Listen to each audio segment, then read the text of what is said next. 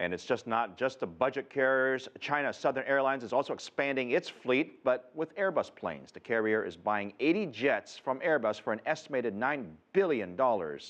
And in February, China Eastern Airlines agreed to buy 70 Airbus A320s for more than $6 billion. There's plenty of investment there, but we want to get a better understanding on China's airline industry. And right now I'm joined by Zhihang Qi, doctor that is, in Calabasas, California. He is Air China's Vice President and General Manager for North America. It's a long version of being the head of a very big company. Good to see you again, sir, and welcome to the show. Let me ask you, we just ran that story on the budget carriers, and for China, this is a little bit new. Does it impact somebody like your airline, Air China? Do you look at the budget carriers as helping or hurting the air travel industry? I think in the end it's going to help, and certainly it's going to help the traveling public, and it's going to put pressure on us as well, and will make us better. Some have said that the high-speed trains in China have hurt air travel, and I want to ask you, being the head of North America, in your discussions at the boardroom level, does that level of transportation for high-speed trains, does it help or hurt the airline industry in China? Well, fortunately, I sit in here in North America. It's so far away from China. It's separated by an ocean. So high-speed rail doesn't hurt me at all. But indeed, it hurts air travel. We are seeing more and more people using that option. And that's why you see air carriers, especially Chinese air carriers, opening more international routes. You can't travel internationally on high-speed rail. How is business travel, by the way?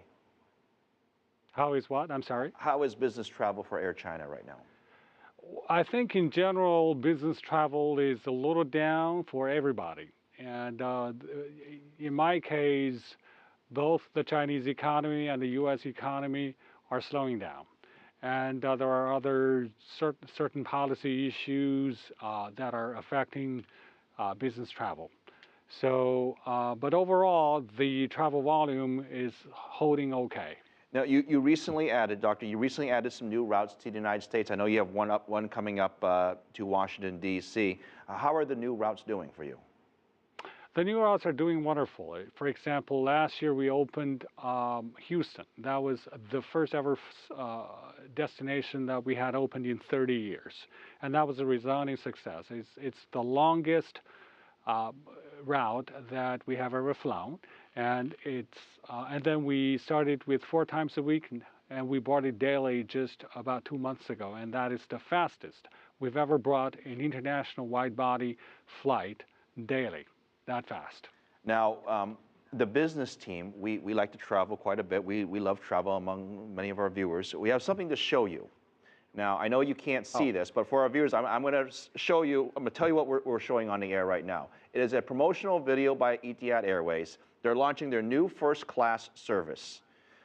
You may have seen this. You get, basically, it's almost like a 2-bedroom suite. You've got your own private bathroom, you've got a bed that you would have at home. I mean, this is, I don't know if I would even call this first class, but they call it a suite, they call it the residence. Is this an idea that Air China or any airline in China could possibly embrace in terms of trying to make money out of this, or is this just too crazy of an idea?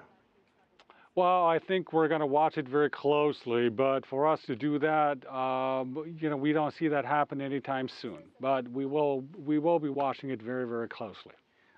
Very quickly, I want to talk to you about the impact of oil prices and then to your margins to the company. When you look at competition in China, there's a lot of airlines.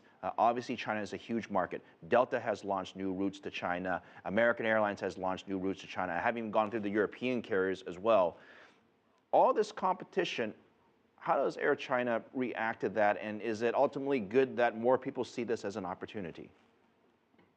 Well, our hope is that the pie is growing, and it's growing. In fact, it has been growing bigger and bigger, as you might have heard.